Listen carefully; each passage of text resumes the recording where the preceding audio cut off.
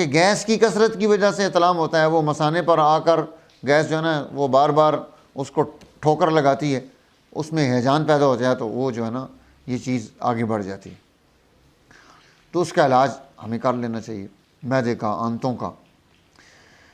और अगर हमारे इस लाइफस्टाइल से भी उसको फ़र्क नहीं पड़ा, हमें फ़ास्ट फूड, जंक फूड, इस तरह की चीज़ें, बाज़ारी चीज़ें, उन्हें कुछ वक़्त के लिए मौकूफ़ कर देना चाहिए कि ये छोड़ के चेक करूं।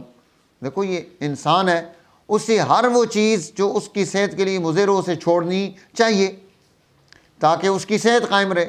खाना पीना सारी चीज़ें इसलिए होती हैं कि हमें सेहत मिले, हम तवाना हों, हम अपने घर वालों के लिए, बीवी बच्चों के लिए, माँ बाप के लिए, दोस्त अहबाब के लिए कोई किरदार अदा कर सकें। अगर सेहत नहीं है तो क्या किरदार अदा करेंगे?